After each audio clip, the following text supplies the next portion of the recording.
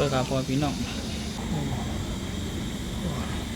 โอ้นี่พึ่งนี่พึ่งมันขนาดพึ่งเนี่ยนั่งพึ่งอ่ะสวัสดีครับนี่ครับผมช่องทำอาหารบ้านคนไตนะครับพ่อแม่พี่น้องนะครับหรือว่าช่องไตพุทธชาแนลนะครับทำอาหารบ้านคนไตหรือช่องไตให้กับพักนะครับผมจะพาทุกท่านทุกคนไปแปลงกับข้าวเมนูนะครับแปลงกับข้าวเมนูนะครับข้าวเมนูอันนี้ก็จะเป็นพึ่งนะพ่อแม่พี่น้องเนี่ยพึ่งจะทำจ๊อกพึ่งหรือพึ่งจ๊อกนะครับพ่อแม่พี่น้องกันเนาะจ๊อกค่ะขี้ดิยาค่ะเนาะนี่ขี้ดิยาของขี้ดิยาต้นหอมผักชีนะครับต้นหอมผักชีมีตะไคร้นะครับมีขิง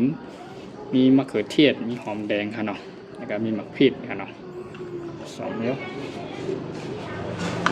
วัตถุดิบเดี๋ยวต้องใช้มันนะแล้วก็มีเตรียมใบตองเนาะใบตองสัก2นะตอกมัดใช้ตอกมัดตอกมัดสัก2ครับพ่อพี่น้องครับก็ลักษณะประมาณนี้นะครับสิ่งที่อาจจะต้องเตรียมปรุงเครื่องปรุงรสเนาะน้ำมันด้วยเมนูนะครับเมนูหลักสุดเป็นบ้านคนไทยนะครับก็คนเข้ามาบันแห้งขาวขาดิป้าทุกท่านทุกคนไปเฮ็ดพึ่งจ๊อกนะครับเนาะผมพี่น้องเนี่ยพึ่งจ๊อกเนี่ยดูใกล้ๆนะซูมให้ดูใกล้ๆเลยนี่ครับนี่เป็นพึ่งอะไรเป็นพึ่งค่ะเนาะพึ่งตัวอ่อนพึ่งตัวอ่อนมันค่ะเนาะอันนี้เป็นลักษณะนี่ครับอันนี้เป็นพึ่งนี่นางมันนี่ตัวมันตัวอ่อนอยู่ข้างในเนาะตัวอ่อนอยู่ข้างในพอไม่พี่น้องตัวอ่อนอยู่ข้างในอันน่ะส่วนวัตถุดิบขี้ดิยาพี่น้องคนใต้เรียกว่าขี้ดิยาหรือวัตถุสำหรับวันนี้นะผมก็ได้พูดคุยทักทายสัญญากับพ่อพี่น้อง FC ทุกคนแล้วว่าผมจะมาหากับข้าวเมนูถ่ายทำเป็นแบบวิดีโอแนวนอนแล้วก็อัปโหลดลงไปไว้นะครับนั่นก็ซึ่งเรียกว่าเมนูพื้นบ้านคนไทยนั่นก็คือเรียกว่าจ๊อกพึ่งหรือพึ่งจ๊อกนั่นนะครับพ่อพี่น้องครับคอยเข้ามาติดตามรับชมเป็นกำลังใจให้กันนะครับก็จะเป็นลักษณะเตรียมพร้อมนะครับนี่ก็ถ้าเดี๋ยวไปล้างนะครับล้างเป็นห้องมาล้างพึ่งนี่ต้องล้างก่อนล้างน้ำก่อนนะครับล้างน้ำก่อนโอเคจะพึ่งล้างนิดหน่อยล้างไว้สักพักหน่อย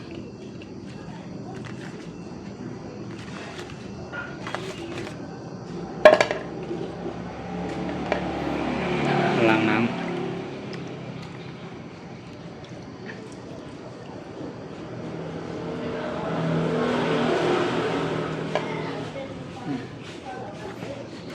ล้างน้ำ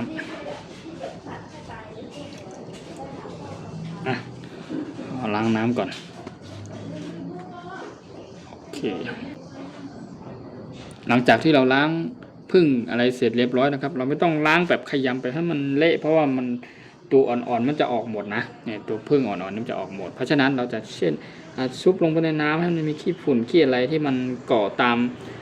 รังพึ่งเนี่ยมันเกาะตามเนี่ยคราบพึ่งเนี่ยมันจะได้หายเนาะแค่นั้นมาได้ครับแล้วก็หลังจากนี้ก็จะเตรียมไปหั่นเนี่ยซอยนะครับเป็นชิ้นไม่ต้องชิ้นใหญ่มากนะครับโอเคล้างพึ่งเรียบร้อยแล้วก็จะนำพึ่งมาเนี่ยนะครับวิธีการทำเนาะว่ามันจะน่ากินหรือว่านั้นน่าจะยากน้อยมากแค่ไหนนะครับพ่อแม่พี่น้องครับทุกท่านทุกคนนะครับพึ่งลักษณะประมาณนี้เนาะประมาณนี้ครับโอ้ทำจ๊อกพึ่งนะครับพ่อพี่น้องจ๊อกประมาณนี้ครับนี่เห็นพึ่งก่อนเดี๋ยวส่องมาดูใกล้ๆนะพึ่งจ๊อกพี่น้องใช้มือหยิบก็ได้จะง่ายเนาะ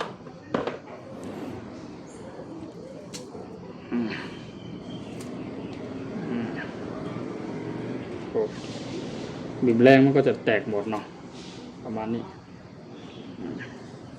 โอเคอันนี้เป็นพึ่งนะพี่น้องคนใต้ห้องพึ่งหลงคันเนาะพึ่งมากนะครับ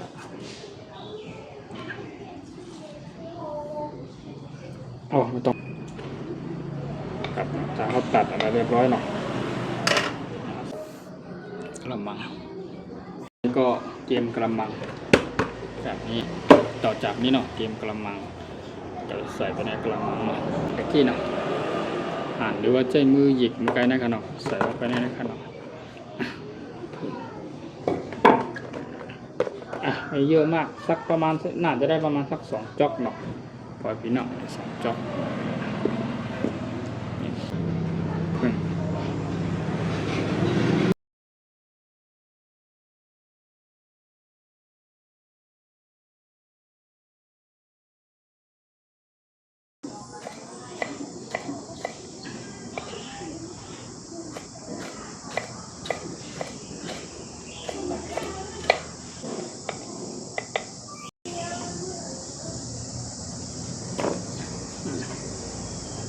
เทศใส่ลงไป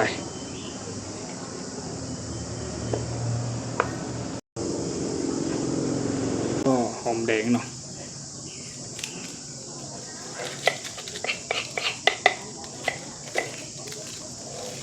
อันนี้ใส่หอมแดง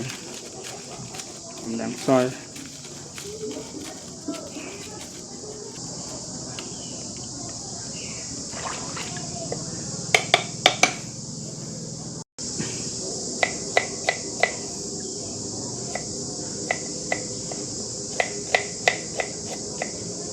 หอมแดงซอย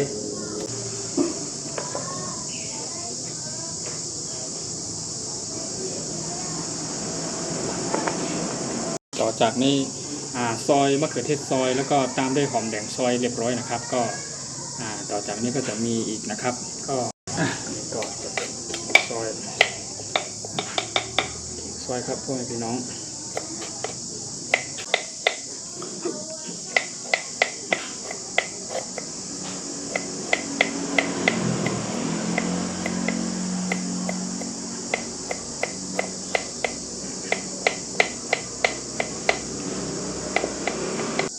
เนาะ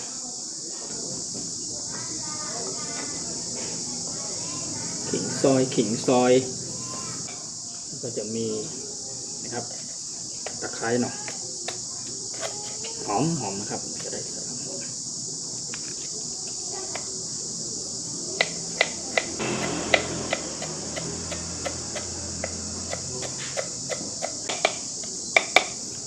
ตะไคร้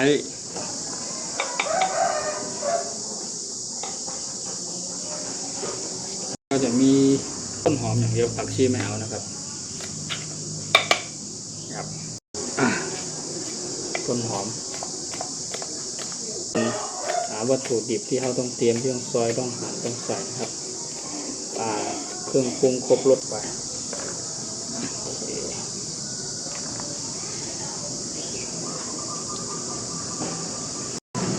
พริกมีทั้งพริกสุกและพริกดิบนะครับพริกสุก1 เม็ดแล้วก็พริกดิบ1 เม็ดนะครับอย่างละเม็ดนะครับใส่ลงไปทุกอย่างเราต้องซอยนะครับโอเคพริกซอยใส่ลงไปพริกซอยครับพี่น้องหลังจากที่พริกซอยขิงซอยต้นหอมซอยหอมแดงซอยขิงซอยแล้วก็มีทางตะไคร้ซอยนะครับจากนี้ก็จะปรุงด้วยชูรสหน่อย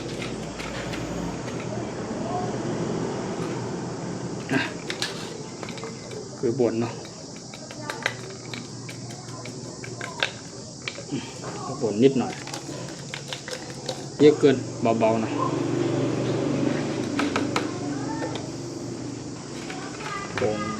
ผงหวานเนี่ยพี่น้องใต้เรียกว่าผงหวานนะครับชูรสนะครับ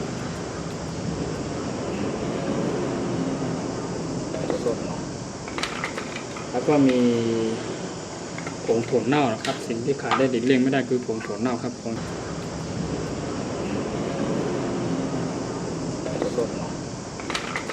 แล้วก็มีผงถั่วเน่านะครับสิ่งที่ขาดได้หลีกเลี่ยงไม่ได้คือผงถั่วเน่าครับพี่น้อง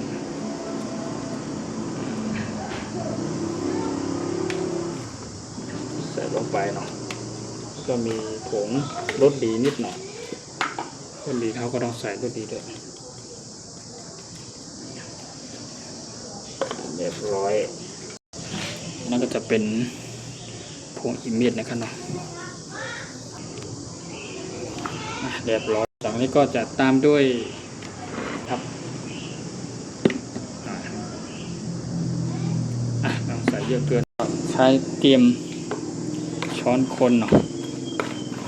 นะครับ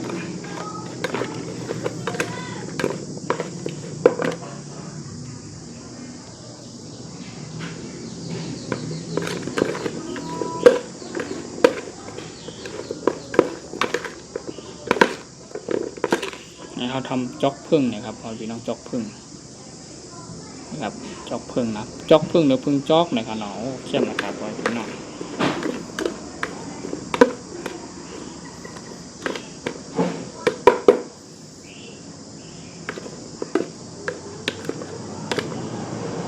อันนี้ก็จะเตรียมไปห่อแล้วนะครับนี่ครับจะไปห่อแล้วเนี่ยพึ่งจ๊อกเข้มนะครับเพราะว่าพี่น้องพึ่งจ๊อกใบตองที่เขาย่างหรืออ่อมไฟตะกี้เนาะ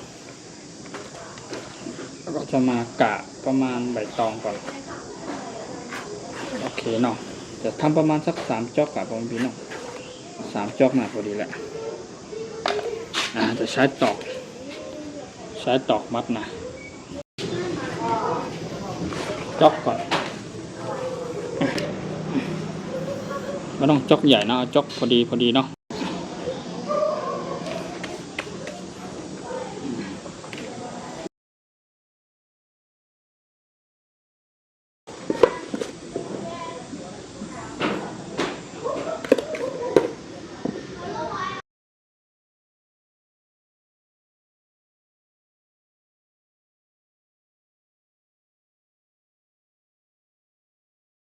จะใช้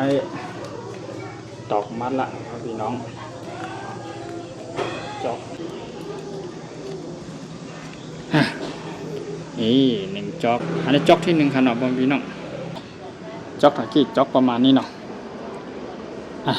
จ๊อก1จ๊อกแรกจ๊อกที่2ครับข้าวของก็จ๊อกใหญ่ครับเนาะพี่น้องครับพี่น้องอุ้ยตก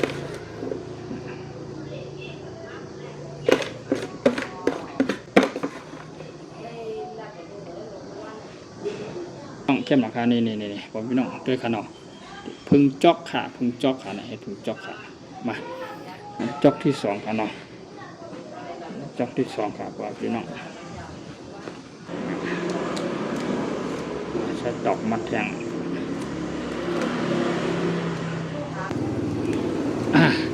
นี่จ๊อกนะฮักนะคะเข้มหนักค่ะพี่น้องนะให้พึ่งจ๊อกค่ะพี่น้องพึ่งจ๊อก2จ๊อกค่ะเนาะได้สัก2จ๊อกค่ะพี่น้อง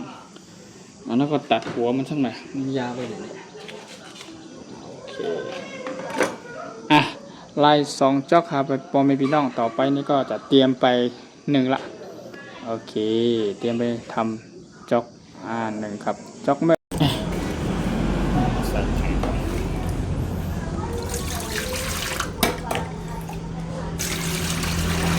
จ๊อกแล้วก็นึ่งทิ้งไว้นะจ๊อกเสร็จนะแต่เขาจ๊อกเสร็จนี่เนาะเอาแบบหลักสูตรเมนูพื้นบ้านพี่น้องคนตายเฮาโดยตรงเนาะโอเคเนี่ย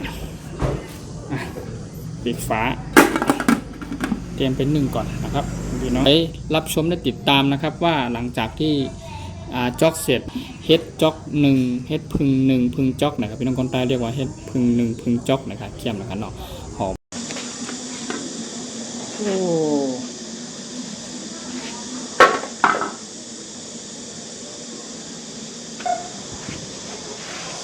ยังไม่สุกเนาะอันนี้ก็เราใช้เวลา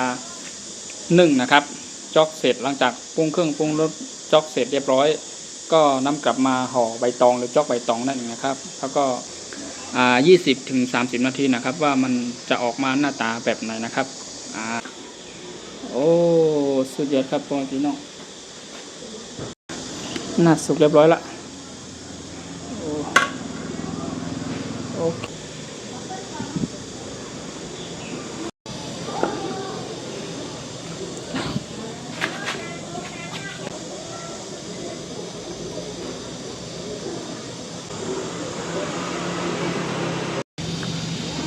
นี่พึ่งจอกครับพ่อพี่น้องโอ้ค้อนขนาดโอ้นี่ด้วยครับพ่อพี่น้องนี่พึ่งจอกเข้มนะครับโอ้สุดยอดของมือถึงกันเนี่ยโอ้มากินพึ่งจอกจอมกันนี่ครับหน้าตาจะออกลักษณะประมาณนี้ครับโอ้โหโอ้นี่พึ่งนี่พึ่งมันขนาดพึ่งโอ้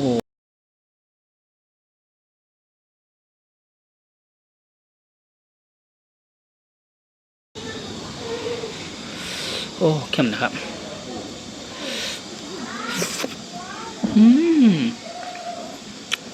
ยอดเลยครับบอลพี่น้องจอกครับเอาหวานปิดจ้ะ